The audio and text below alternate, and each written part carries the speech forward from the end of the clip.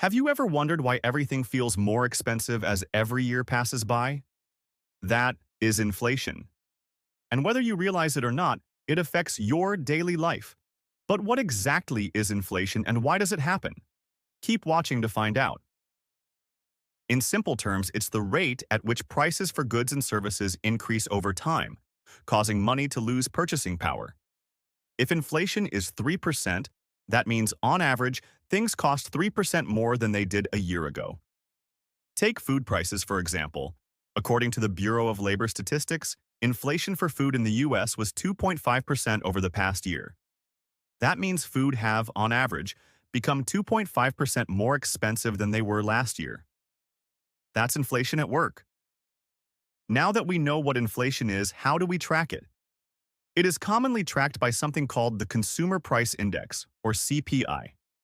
Think of a giant grocery list containing everything we buy, from food and rent to healthcare. Economists check how the prices have changed over time, most commonly a year.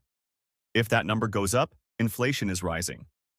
If it goes down, we might be heading into deflation, which is a whole different story. If last year's CPI was 100 and this year it's 110, that means prices have increased by 10%. Okay, but why does inflation happen? There are a few key reasons. One major driver of inflation is when there's more money circulating in the economy. This can happen when governments print more money or lower interest rates, putting more cash in people's hands.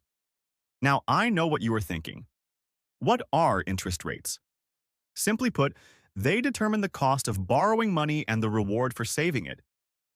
If you take out a loan, the interest rate tells you how much extra you'll have to pay back. Higher rates mean borrowing is more expensive. But if you're saving money, a higher interest rate means your bank pays you more for keeping your cash with them. When interest rates are low, borrowing becomes cheaper, so people and businesses spend more. But if too much money is flowing through the economy without a corresponding increase in goods and services, prices rise.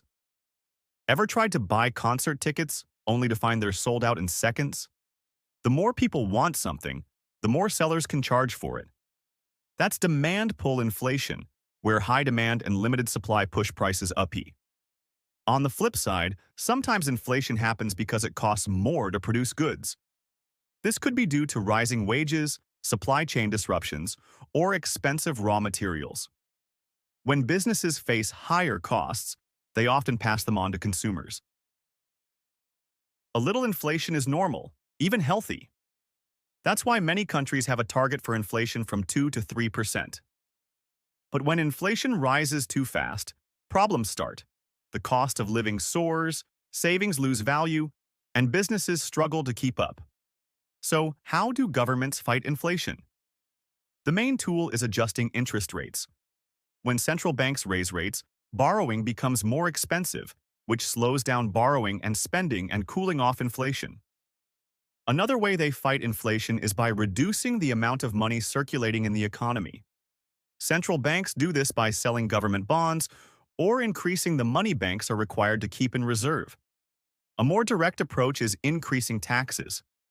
Higher taxes mean people and businesses have less disposable income, and with less cash flowing around, people and businesses spend less, easing the pressure on rising prices and slowing down demand. When managed properly, inflation stays in check, ensuring stable economic growth and affordable living. Inflation affects every dollar you earn, save, or spend. Understanding how it works helps you make better financial choices, whether it's saving smarter, negotiating wages, or planning for the future.